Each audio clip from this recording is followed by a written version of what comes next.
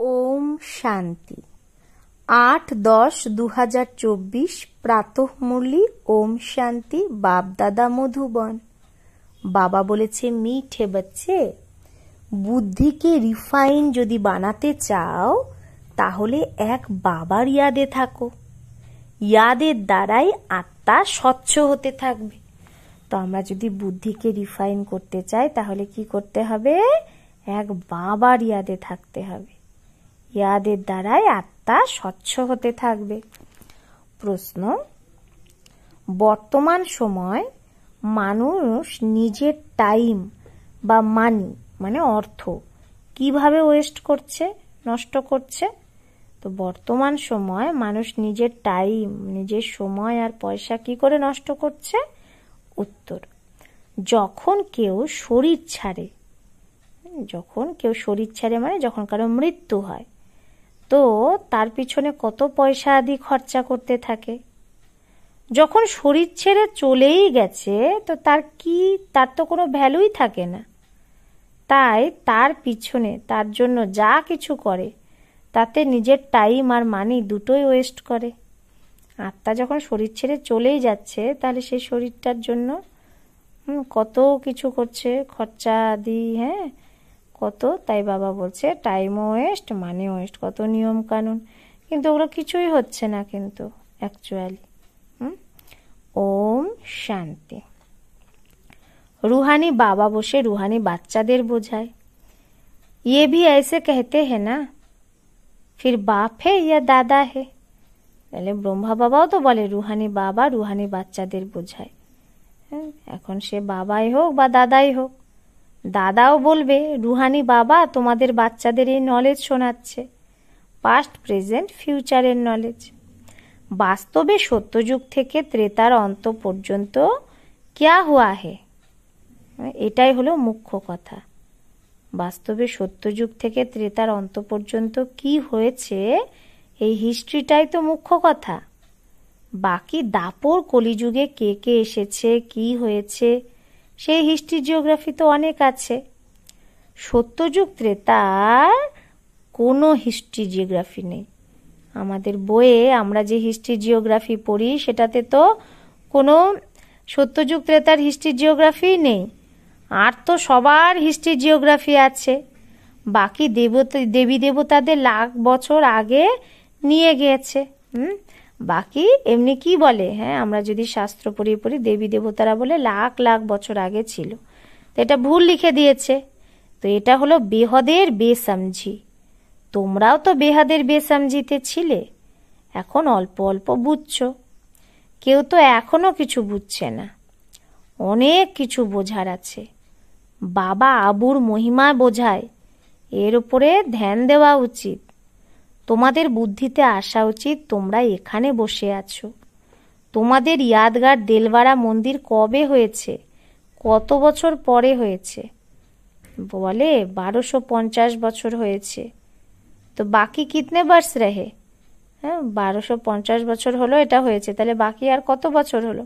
3750 বছর। তো তারাও এখনকার ইয়াদগার আর বৈকুণ্ঠের ইয়াদগার বানিয়েছে। মন্দিরেরও কম্পিটিশন হয় না, একে আর একজনের থেকে ভালো ভালো মন্দির বানায়। একটা মন্দির হবে তো আর একজন আরো ভালো মন্দির বানায়, কম্পিটিশন। তো বাবা বলছে এখন পয়সায় কোথায় যে বানাবে, পয়সা তো অনেক ছিল। তো সোমনাথের মন্দির তখন কত বড় বানিয়েছে, এখন তো আর বানাতে পারবে না সেরকম। বলে আগ্রা আদিতে বানাতে থাকে, কিন্তু ওগুলো সব বাবা বলছে বসাবে ফালতু। ফালতু কেন বলছে? কারণ মানুষ তো ঘোর অন্ধকারে আছে। যতক্ষণ যতদিনে বানাবে ততদিনে তো বিনাশও চলে আসবে, বাবা বলছে। এই কথা কেউ জানে না। তোড়তে আর বানাতে রেতে হ্যাঁ, মানুষ এক ভাঙছে আর বানাচ্ছে।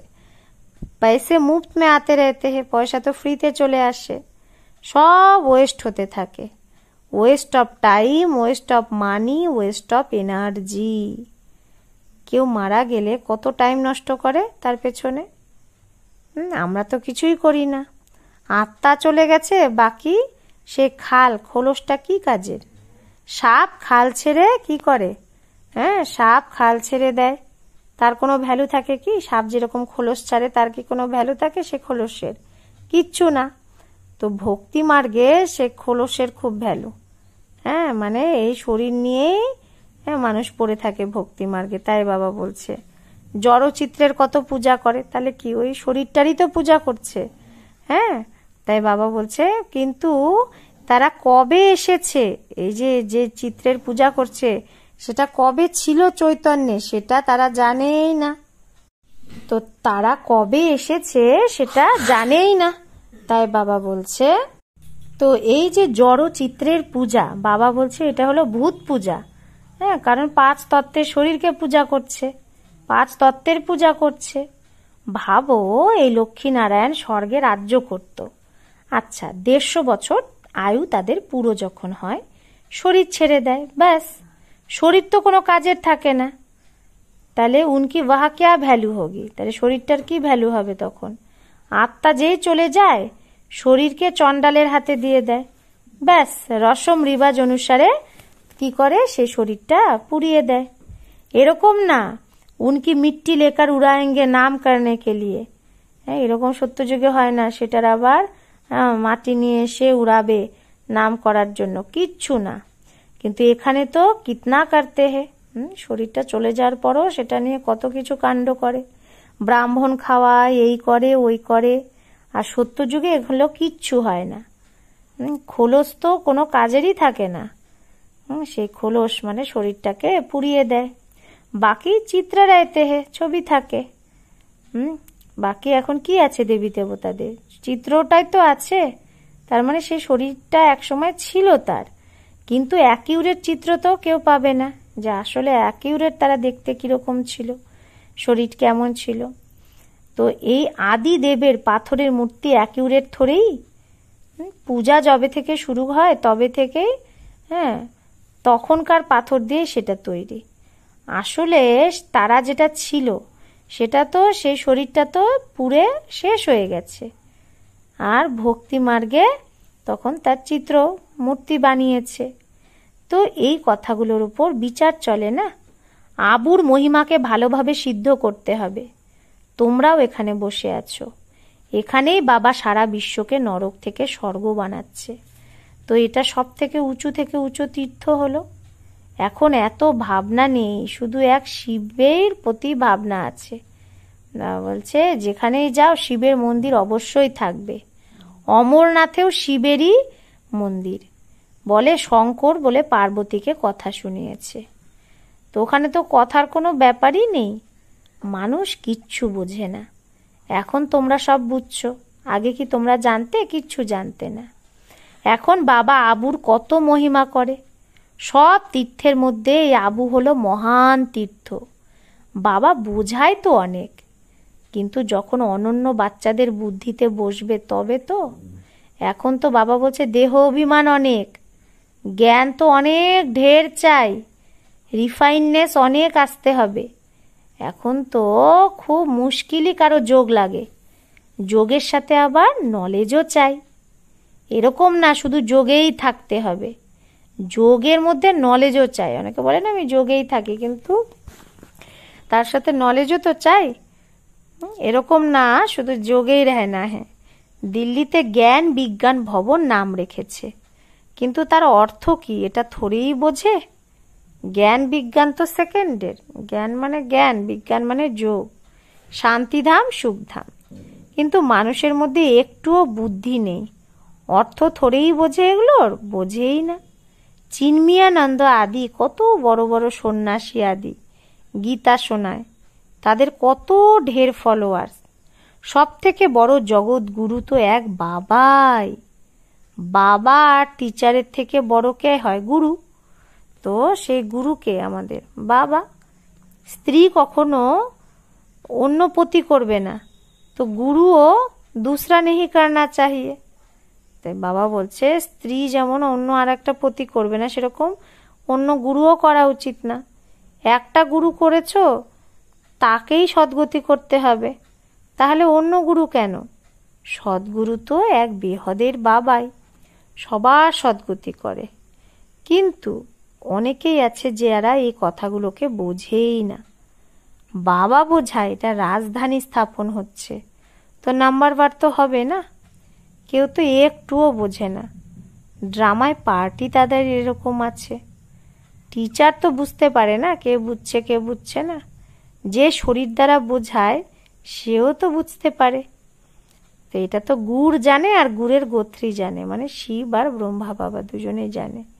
গুড় শিব বাবাকে বলে, সে সবার অবস্থা জানে। প্রত্যেকের পড়ার দ্বারাই বাবা বুঝে যায় কে কিরকম পড়ে, কত সার্ভিস করে, কত বাবা সার্ভিসে জীবনকে সফল করে। এরকম না এই ব্রহ্মা ঘর বাড়ি ছেড়েছে তার জন্য লক্ষ্মী নারায়ণ হয়েছে, না, মেহনত তো করে না। এই নলেজ খুব উঁচু। ব্রহ্মা বাবাও তো মেহনত করছে, পুরুষার্থ করছে, তবেই তো সে লক্ষ্মী নারায়ণ হয়েছে। হ্যাঁ, নারায়ণ হয়েছে। মাম্মাও পুরুষার্থ করেই লক্ষ্মীর পদ পেয়েছে। তো কেউ যদি বাবার অবজ্ঞা করে, মানে বাবার কথা না শুনে, তাহলে একদম পাথর হয়ে যায়। বাবা বোঝায় এটা হলো ইন্দ্র সভা, শিব বাবা জ্ঞান বর্ষা করে। তার যদি অবজ্ঞা করো তো শাস্ত্রে লেখা আছে, কি লেখা আছে? পাথর বুদ্ধি হয়ে গেছে। তাই বাবা সবাইকে লিখতে থাকে, সাথ মে সম্ভাল সে কই কো লিয়ে আও। বাবা বলছে তুমি যাকে সাথে নিয়ে আসবে সামলে নিয়ে এসো। এরকম না বিকারী অপবিত্র এই মধুবনে এসে বসে যাবে। না হলে কি হবে, যে ব্রাহ্মণী এরকমকে নিয়ে আসবে তার উপরে দোষ পড়ে যাবে। এরকম কাউকে নিয়ে আসা উচিত না। অনেক বড় রেসপন্সিবিলিটি, দায়িত্ব, অনেক উঁচু থেকে উঁচু বাবা তোমাদের বিশ্বের বাদশাহী দিচ্ছে, তো তার কত রিগার্ড রাখা উচিত। অনেকের তো মিত্র সম্বন্ধে আদি ইয়াদ আসে, বাবার ইয়াদই আসে না, মিত্র সম্বন্ধে ইয়াদ আসে। ভেতরে ভেতরে গুটকা খেতে থাকে। বাবা বোঝায় এটা হলো আসুরি দুনিয়া, এখন দৈবী দুনিয়া হচ্ছে। আমাদের এম অবজেক্ট এটাই, এই লক্ষ্মী নারায়ণ হতে হবে আমাদের। যত চিত্র আছে সবার বায়োগ্রাফি তোমরা জানো, আমরা সবার বায়োগ্রাফি জানি। তো মানুষদের বোঝানোর জন্য কত মেহনত আমরা করি, তোমরাও বোঝাতে समझते होंगे, तुम भी समझते होंगे ये कुछ अच्छा बुद्धिमान है, ये तो कुछ नहीं समझता। আমরাও তো বুঝতে পারি না কে বুদ্ধিমান কে বুদ্ধিমান না, কে কিছুই বুঝছে না। তো তোমরা বাচ্চারা, হ্যাঁ, তোমাদের বাচ্চাদের মধ্যে যে যত জ্ঞান উঠিয়েছে সে সেই অনুসারে সার্ভিস করবে। যে যত জ্ঞান পাবে সে সেই অনুসারে কি করবে? সার্ভিস করবে। মুখ্য কথাই হলো গীতার ভগবানের, সূর্যবংশী দেবী দেবতাদের এই একটাই শাস্ত্র কি গীতা, আলাদা আলাদা না। ব্রাহ্মণদের হ্যাঁ কবি আলাগ নেই, ব্রাহ্মণদের শাস্ত্র আলাদা না। এটা বড় বোঝার ব্যাপার। এই জ্ঞান মার্গেও চলতে চলতে যদি তোমরা বিকারে চলে যাও তো জ্ঞান চলে যাবে। বিকারে গেলে জ্ঞান বেহে যায়গা। অনেক ভালো ভালো বাচ্চা গিয়ে বিকারি হয় তো পাথর বুদ্ধি হয়ে যায়। এতে খুব বুদ্ধি চাই, বোঝার মতো না। বাবা যা বোঝায় সেটাকে ভেতরে ভেতরে কি করতে হবে? মনন চিন্তন করতে হবে, উগার না চাহিয়ে মন্থন করতে হবে। এখানে তো তোমাদের খুব সহজ, কোনো লৌকিক কার্য ব্যবহার হাঙ্গামা আদি কিচ্ছু নেই না মধুবনে। সেখানে তো খুব সহজ বাবাকে ইয়াদ করা। বাইরে থাকলে ধান্দা আদির কত চিন্তা থাকে, মায়া খুব তুফানে নিয়ে আসে। এখানে তো একান্তে একদম থাকতে পারবে। বাবা তো তাও বাচ্চাদের দ্বারা পুরুষার্থ করাতেই থাকে। এই ব্রহ্মা বাবাও পুরুষার্থী, পুরুষার্থ তো করায় শিব বাবা। এতে বিচার সাগর মন্থন করতে হয়। এখানে তো বাবা বাচ্চাদের সাথে বসে আছে। যে পুরো আঙ্গুল দেয়, মানে আঙ্গুলি দেতে হে উनको ही সার্ভিসেবল কহেंगे, মানে যে তন মন ধন সব বাবার কাছে সমর্পণ করে সেই তাকে কি বলে? সার্ভিসেবল। বাকি যারা গুটকা খায় তারা তো লোকসানি করে, আর ওই ডিসসার্ভিস করে, বিঘ্ন সৃষ্টি করে। এটা তো জানো, মহারাজা মহারানী হলে তাদের দাসদাসীও তো চাই না। যারা মহারাজা মহারানী হবে তাদের তো দাসদাসীও চাই। তাহলে তারা কারা হবে? এখানকার যারা ব্রাহ্মণ বাচ্চা তাদের মধ্যেই কেউ হবে। সারা ব্যাপারটাই পড়ার উপর, যে পড়া কম করবে সে দাসদাসী হবে। এই শরীরও খুশি খুশি ছাড়তে হবে, এখানে দুঃখের কোনো ব্যাপারই নেই। পুরুষার্থের জন্য তো টাইম পাচ্ছ, জ্ঞানটা তো সেকেন্ডের, 1 সেকেন্ডের। বুদ্ধিতে আছে যে শিব বাবার থেকে আমরা বর্ষা পাই। একটুও যদি জ্ঞান শোনো, শিব বাবাকে ইয়াদ করো, হ্যাঁ, তাও সে সত্যযুগে আসবে। যদি একটুও জ্ঞান শুনে শিব বাবাকে ইয়াদ করে তো সত্যযুগে আসবে। কারণ প্রজা তো অনেক হবে না, আমাদের রাজধানী সূর্যবংশী চন্দ্রবংশী এখানে স্থাপন হচ্ছে। বাবার হয়ে যদি গ্লানি করো তো অনেক বোঝা চড়বে, একদম যেরকম রসাতলে চলে যাবে। বাবা বোঝায় যে নিজের পূজা বসে করায় সে পূজ্য কি করে হবে। जो अपनी पूजा बैठ कर आते हैं वो पूज्य कैसे कहला सकते। सर्व का सदगति दाता कल्याण करने वाला तो एक ही बाप है। যে বসে নিজের পূজাই করায় তাকে কি করে পূজ্য বলা যাবে। সবার সদ্গতি দাতা কল্যাণ করে তো এক বাবা। মানুষ তো শান্তির অর্থও বোঝে না, হঠযোগ করে, প্রাণায়াম আদি চড়ায়, একেই ভাবে শান্তি। হ্যাঁ, কিন্তু তাতে তো অনেক মেহনত লাগে, কারো ব্রেনই খারাপ হয়ে যায় এসব হঠযোগ করতে। কিন্তু প্রাপ্তি কিচ্ছু নেই, সেগুলো হলো অল্পকালের শান্তি। যেরকম সুখকে কি বলা হয়, অল্পকালের কাক বিষ্ঠার সমান, সেরকম ওই শান্তিও কাক বিষ্ঠার সমান। ওটা হলো অল্পকালের। বাবা তো 21 জন্মের জন্য তোমাদের সুখ শান্তি দিতে আসে, দুটোই দেয়। কেউ তো শান্তিধামে লাস্ট অবধি থাকে, হ্যাঁ, অনেক আত্মা কি থাকে লাস্ট অবধি শান্তিধামে থাকে, তার পার্টই লাস্টে। যার পার্ট আছে যে লাস্টে আসা, সে কি এত সুখ ভোগ করতে পারবে? সুখ থোড়েই দেখতে পারবে। তো সত্যযুগেও তো নাম্বার বার পথ থাকবে না, ভলে দাসদাসিয়াও যদি হয়, কিন্তু সে কি ভেতরে ঘুষ থাকেঙ্গে, ভেতরে ঢুকতে পারবে রাজা রানীর? হ্যাঁ, অন্দরমহলে শ্রীকৃষ্ণকেও দেখতে পাবে না। সবকে আলাদা আলাদা মহল হোঙ্গে না, সবার তো আলাদা আলাদা মহল থাকবে ওখানে। দাসদাসীর মহল আলাদা, রাজা রানীর আলাদা। তো কোই টাইম হোগা দেখনে কা, একটা টাইম থাকবে যে যখন হ্যাঁ হয়তো রাজা সামনে এলো তখন রাজাকে দেখতে পেল। এরকম যেরকম দেখো পোপ যখন আসে তো তার দর্শন করার জন্য কত লোক আসে, এরকম অনেক নিকলেঙ্গে, এরকম অনেক বেরোবে পোপের মতো, যাদের অনেক প্রভাব হবে। লাখ লাখ মানুষ যাবে তাকে দর্শন করতে। আর এখানে শিব বাবার দর্শন কি করে হবে, এটা তো বোঝার ব্যাপার। এখন দুনিয়ার মানুষ কি করে বুঝবে, কি করে জানবে যে আবু হলো সব থেকে বড় তীর্থ, উঁচু তীর্থ। দেলবাড়ার মতো মন্দির শায়দ হ্যাঁ আশেপাশে যদি আরও থাকে, সেটাও গিয়ে দেখা উচিত যে কিভাবে বানানো আছে। তাদের জ্ঞান দেওয়ার দরকার নেই, তারা আবার তোমাদের তখন জ্ঞান দিতে লেগে যাবে, রায় দেয় না যে এটা করা উচিত, এটা করা উচিত। এটা তো জানেই না যে এদের পড়াচ্ছে কে। এক একজনকে বোঝাতে কত মেহনত লাগে, আমাদের কত মেহনত লাগে। তার উপর একটা কাহিনীও আছে, বলে শের আয়া শের আয়া, আমরা যেরকম সবাইকে বলি না বিনাশ হবে বিনাশ হবে। তো এই যে একটা কাহিনী আছে না রাখালের, যে বাঘ এসেছে বাঘ এসেছে। তো তোমরাও বলো মৃত্যু এলো কি এলো, তারা বিশ্বাসই করে না, ভাবে এখনো তো 40,000 বছর পড়ে আছে, কোথা থেকে মৃত্যু আসবে। কিন্তু মৃত্যু তো মত তো আনা হে জরুর, সবাইকে নিয়ে যাবে বাবা। তো সত্যযুগে কোনো কিচড়া আদি হবে না। এখানকার গরু আর সত্যযুগের গরুর মধ্যে রাত দিনের পার্থক্য। শ্রীকৃষ্ণ থরি গরু চড়াতো, শ্রীকৃষ্ণের কাছে তো হয়তো দুধের হেলিকপ্টারে দুধ আসতো। ये कीचड़ पट्टी दूर रहती होगी, এগুলো कीचड़ पट्टी তো দূরেই ছিল, সামনে ঘর মে থোড়ি হি কিচড়া रहेगा। তাই বাবা বলছিল कीचड़ पट्टी কি থাকবে, তার ঘরের সামনে কি এত নোংরা থাকবে, থোড়ি কিচড়া रहेगा। সেখানে তো অপরম অপার সুখ, যার জন্য পুরো পুরুষার্থ করতে হবে সেই সুখ পাওয়ার জন্য।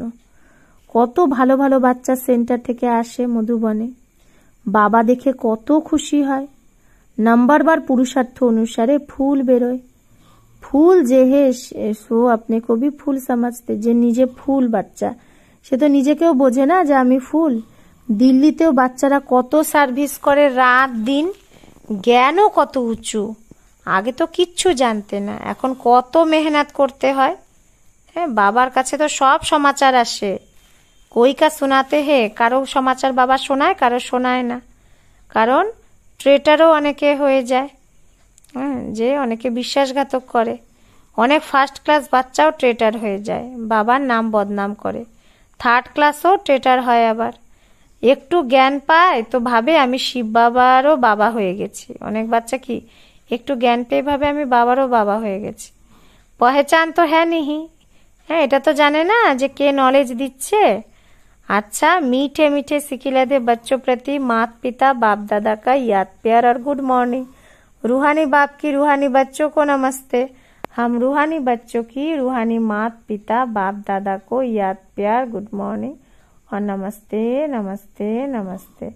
शुक्रिया बाबा, आपको लाख लाख शुक्रिया। धारणार জন্য মুখ্য সার। 1, বিশ্বের বাদশাহী देने वाले बाप का, যে বিশ্বের বাদশাহী দিচ্ছে এরকম বাবার খুব খুব রিগার্ড রাখা উচিত। তারপরে বাবার সার্ভিসে নিজের জীবন সফল করতে হবে, পড়ার ওপর পুরো পুরো ধ্যান দিতে হবে। 2, বাবার থেকে যে জ্ঞান পাচ্ছ তার উপর বিচার সাগর মন্থন করতে হবে। কখনো বিঘ্নরূপ হওয়া যাবে না, ডিসসার্ভিস করা যাবে না, অহংকারে আসা যাবে না। বিঘ্নরূপ হওয়া যাবে না মানে যে আমার দ্বারা যেন কোনো বিঘ্ন না আসে, কোনো ডিসসার্ভিস না হয়। বরদান, 4টে সাবজেক্টেই বাবার দিল পছন্দ যে মার্কস নেয়, নাম্বার পায়, সেই দিল তক নসীন ভাব। তো 4টা সাবজেক্ট কি কি? জ্ঞান, যোগ, ধারণা, সেবা। এই 4টে সাবজেক্টে যে বাবার মনের মতো মার্কস পায় সেই দিল তক নসীন ভাব। যে বাচ্চা 4টে সাবজেক্টেই ভালো মার্কস নেয়, আদি থেকে অন্ত পর্যন্ত ভালো নাম্বারে পাশ করে, আদি থেকে অন্ত মানে জ্ঞান পাওয়ার দিন থেকে লাস্ট অব্দি, তো তাকেই পাস উইথ অনার বলা হয়। মাঝে মাঝে মার্কস যদি কম হয়, কিন্তু সেটাকে আবার পরে মেকআপ করে নিচ্ছ, এরকম হবে না। কিন্তু সব সাবজেক্টে বাবার দিল পছন্দ যে, সেই বাবার দিল তক নসীন হয়, মানে বাবার দিলে বসতে পারে। সাথে সাথে ব্রাহ্মণ সংসারে সে সবার পেয়ারা, সবার সহযোগী, সবার সম্মান প্রাপ্ত করে। দিল তক নসীন সো রাজ্য তক নসীন হতে হে। সে বাবার দিল তক নসীন সো সত্যযুগে রাজ্য তক নসীন, রাজ্যের সিংহাসনে বসার অধিকারী হয়ে যায়। স্লোগান, দিলরুবা সেই যার দিলে সদাই এটাই অনহদ গীত বাজতে থাকে যে মে বাপ কি বাপ মেরা। তার দিলরুবাকে যার দিলে সদাই এই অনহদ গীত বাজতে থাকে যে আমি বাবার, বাবা আমার, মায়ে বাপ কি বাবা মেরা। আচ্ছা, ওম শান্তি।